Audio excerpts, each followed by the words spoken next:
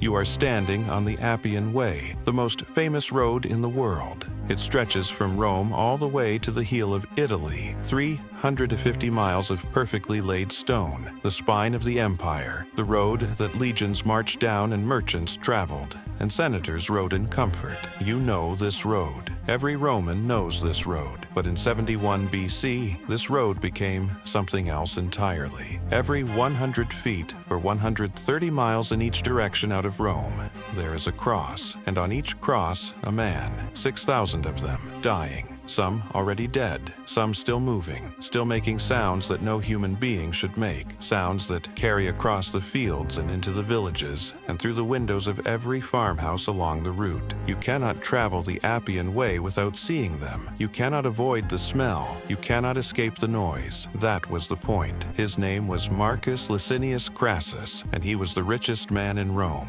Before we walk the road he built from bodies, drop a comment with your city and country, because once you understand what Crassus did and why and what it cost him, you will understand something true and disturbing about what power does to men who have always had too much of it.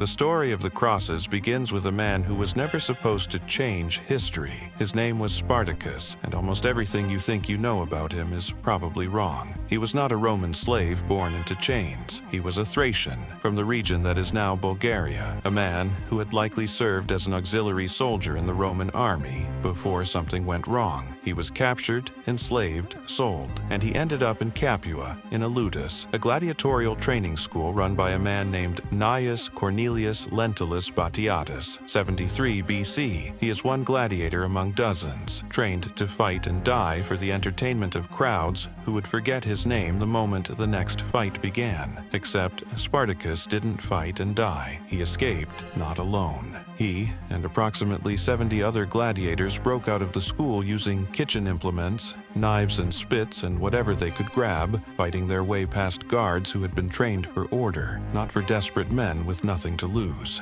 They seized a supply wagon loaded with weapons outside the city gates, and then they ran. They ran to Mount Vesuvius, that sleeping giant south of Rome, and they made camp on its slopes. They were 70 men. Runaway slaves and gladiators, a problem for local authorities, not a threat to the Republic. Rome sent a praetor named Gaius Claudius Glaber with a militia force of 3,000 men to round them up. Glaber surrounded the volcano. He camped at the only path down the mountain and waited. He was going to starve them out. Simple.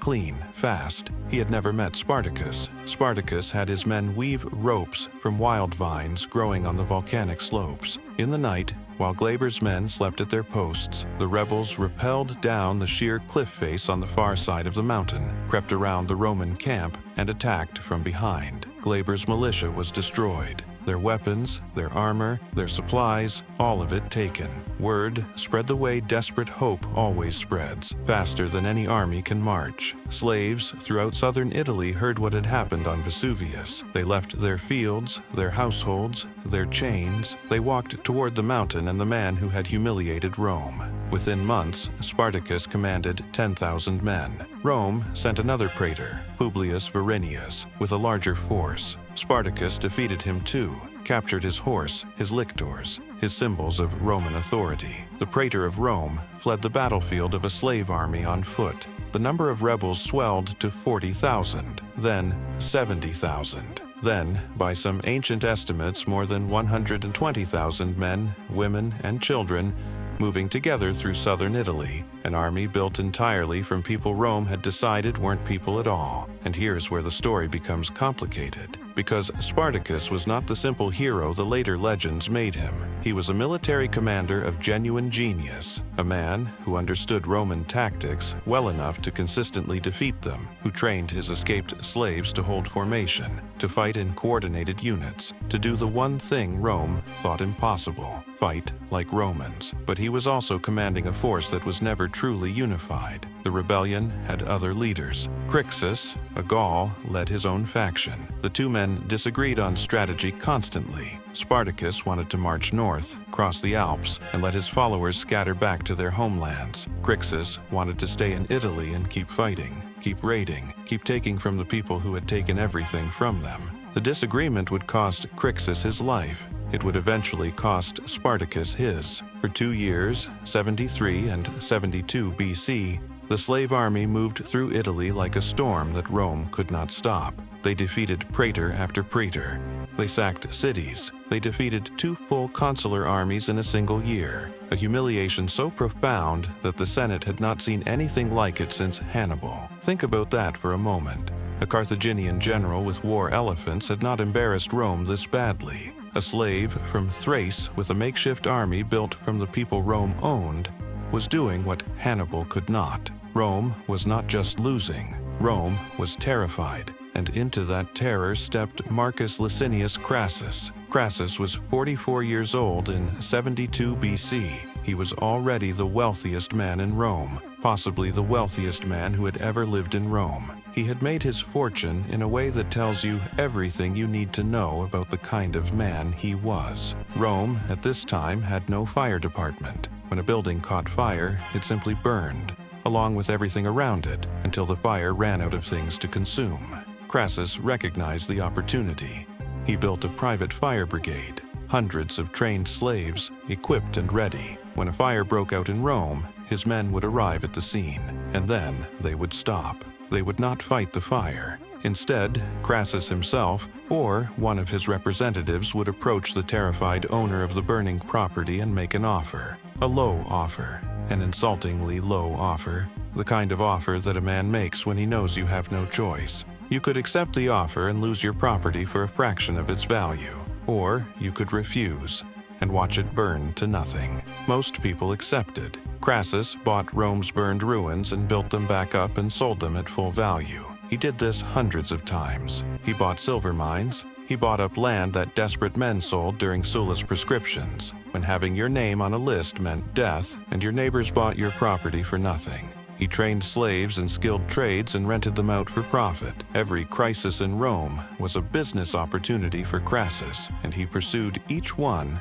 with the same cold patience. He was, by any measure, brilliant. He was also by any measure the kind of man who needed something that money could not buy. He needed glory. Rome respected wealth, but Rome worshipped military victory. And Crassus, for all his gold, had never won a war. He had served under Sulla. He had won a single important engagement at the Battle of the Colon Gate, but he had never commanded a campaign, never been granted a triumph, never heard his name chanted by the soldiers and crowds the way Pompey's name was chanted, the way Caesar's name would be chanted. Pompey was young, brilliant, victorious. Caesar was rising, and Crassus, the richest man in the world, sat in Rome and watched men with less money receive more glory. So when the Senate, desperate and humiliated, needed someone to end Spartacus, Crassus volunteered. He equipped 6 new legions with his own money. He demanded complete authority. No divided command, no Senate interference, no other generals sharing the credit.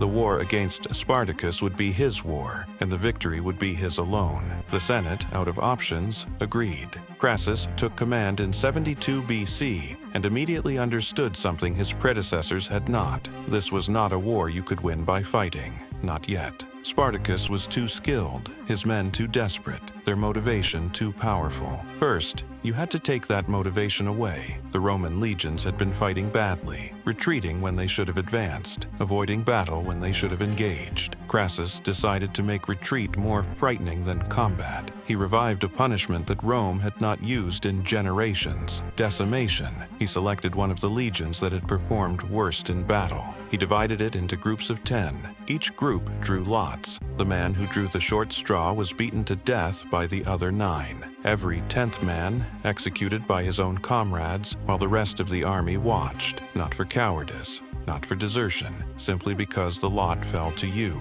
Because in this legion, on this day, you were the unlucky one. This is the origin of the word decimation, not merely destruction.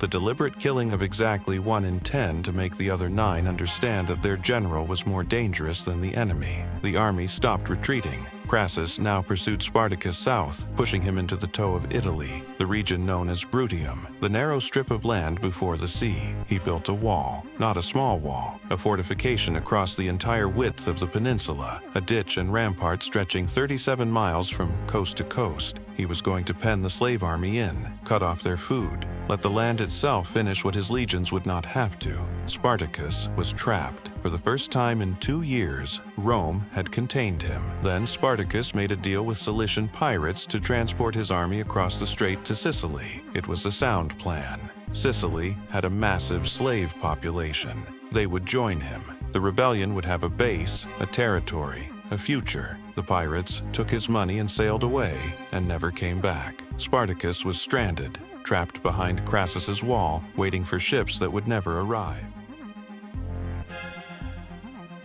His army was massive, but it was starving, and so he did what he had done on Vesuvius, what he had done every time Rome thought it had him contained. He broke through.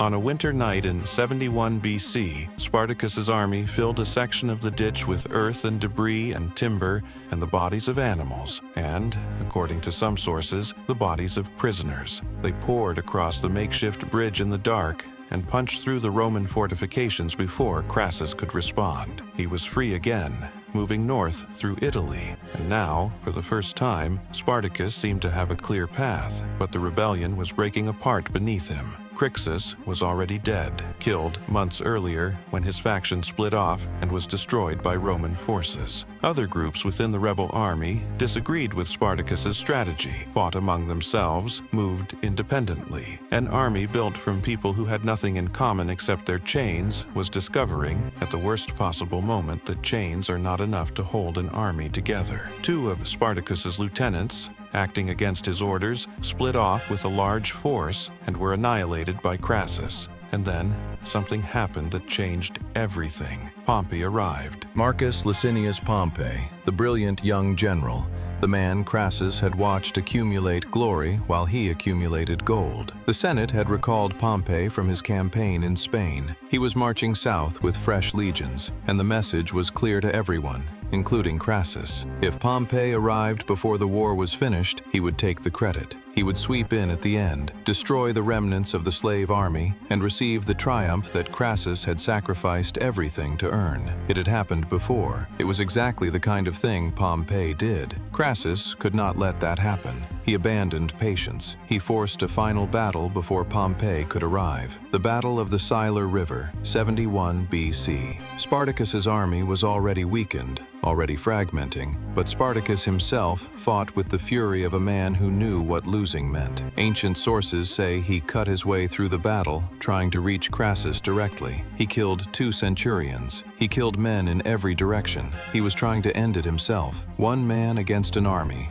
the way it had begun. He didn't reach Crassus. He was surrounded. He was killed. His body was never found, lost in the mass of the dead. No grave, no marker, no final resting place for the man who had made Rome tremble. The rebellion was over. Crassus had his victory. And now came the question that every Roman general faced after a slave revolt, the question that had no comfortable answer. What do you do with 6,000 prisoners? They were not soldiers of a foreign army. They were not citizens of an enemy state who could be ransomed or exchanged. They were slaves, property, things that Rome believed existed to serve and suffer and obey. They had spent 2 years killing Romans. They had defeated consuls and praetors. They had made Rome bleed. And Crassus, the richest man in Rome, the man who had bought ruined buildings from desperate men, the man who understood better than anyone how to use a situation to send a message, decided that what these 6,000 men could do in death was worth more than anything they could do in life. He was going to line the road. The Appian Way runs from Capua,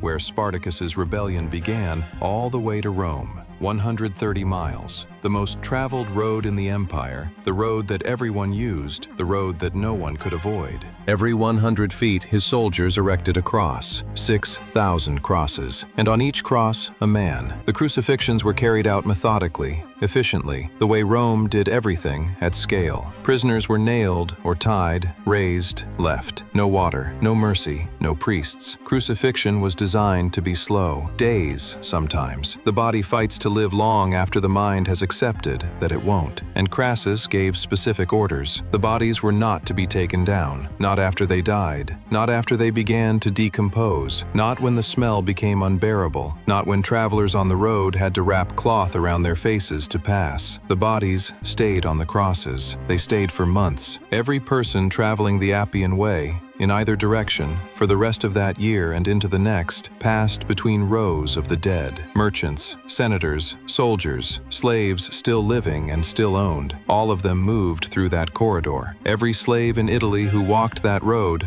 understood what they were looking at. This is what it costs. This is what Rome does to people who forget what they are. This is the price of 2 years of believing you were free. Crassus did not receive a full triumph. The Senate denied him that, on the technical grounds that his victory was over slaves, not a foreign enemy. He received an ovatio instead, a lesser celebration, a walking procession rather than a chariot. He had crucified 6,000 men, and he still didn't get what he wanted. He would spend the rest of his life chasing the military glory that the crosses hadn't bought him. He formed the first triumvirate with Pompey and Caesar, the 3 most powerful men in Rome sharing power in an arrangement that was never meant to last. He watched Pompey accumulate victories. He watched Caesar begin his conquest of Gaul and become something that was starting to look uncomfortably like a god. And Crassus, still needing his war, still needing his glory, still trying to buy with blood what all his gold could not, set his eyes east. Parthia, the great empire beyond the Euphrates. A war there would make him the equal of Alexander. A triumph over Parthia would silence every whisper about the man who only defeated slaves. In 53 BC, he marched east with 7 legions, 35,000